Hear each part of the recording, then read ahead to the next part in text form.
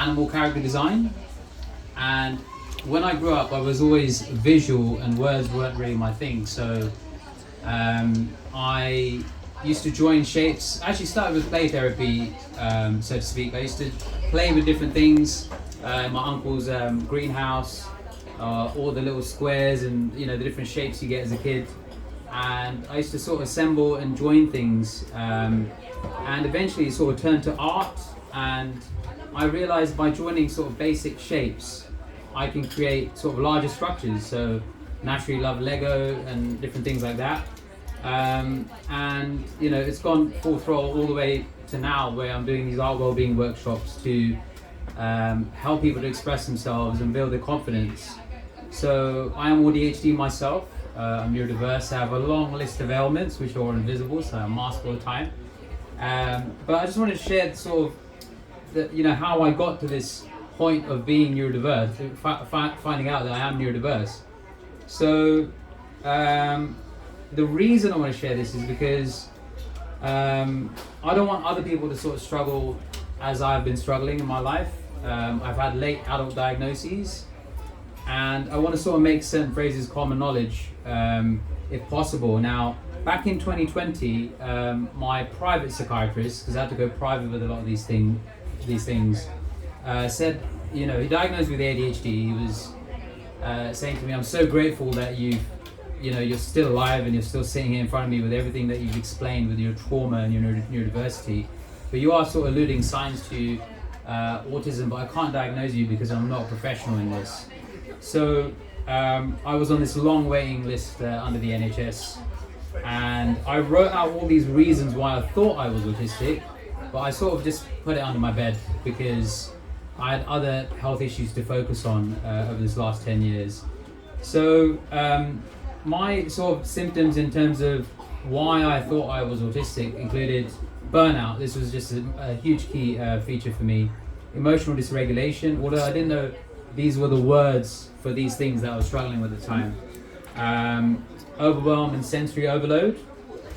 And so as I went to more neurodiverse events, including AIM, and particularly the autism show, I sort of felt a sense of belonging to a tribe. This is what I do feel here with AIM and other organisations like the London Autism Group. My diagnosis journey was about 2.5 to 3 years on the sort of old pathway prior to Right to Choose. But Right to Choose really sped up things, and I understand they've got a huge influx, because of it's a political debate, isn't it? Whether more people are becoming neurodiverse or it's becoming more apparent, So Problem Shared helped me a lot, and within 6 months, through Problem Shared, another organisation called ADHD 360, I got diagnosed with, formally through the NHS, with ADHD and autism finally. So that gave me a huge relief and closure, but the forms were quite difficult to fill out due to my dyslexia, which is also part of the neurodiverse spectrum. And one of the main things I like to talk about is intersectionality. So being British Indian, my culture has a lot of beauty to it, such as Holi, which is a festival of colours, beautiful food, but there's cultural stigmas, and this paired with memory issues made it actually really difficult to get the sort of informant forms filled out with my family to get all the evidence collated. Now, intersectional issues are there because of a lack of acceptance, understanding, and language barriers. So there's not actually a word in the language I speak, Gujarati, there's not actually a word for autism. The word that's used is called mansik. Mansik actually means illness of the mind. So actually it doesn't even explain autism in a certain sense.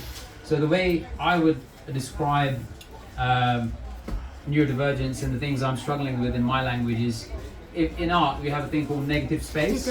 So if I was to draw that bench over there, I would paint the dark space around it to show that there's a void in the middle which would represent the stool over there. So that's the way I kind of describe neurodivergence, autism, ADHD to people of my sort of culture. I found some really interesting Gujarati videos by Dr. Nisha Karia on YouTube, which really helped because the Gujarati that I speak is actually part Swahili as well because my mom's from Kenya. So I didn't know I was using certain words from Swahili, and Dr. Nisha Karia really helped to give the words to be able to share this to my family. 'Cause that's something I really struggle with, is words, as I am someone who's visual, but I'm speaking here in front of you today. So yeah, so it was a huge relief, it was a huge closure in terms of the journey. Now, post-diagnosis, problems shared with the organisation that I can't highly recommend enough. They gave me 4 sort of psychoeducational classes in a group setting where I learnt more lingo, and got to discuss topics with other people that are also neurodivergent and going through different struggles. So I understand, we're all aware of the limited support through the NHS due to policies and infrastructure problems.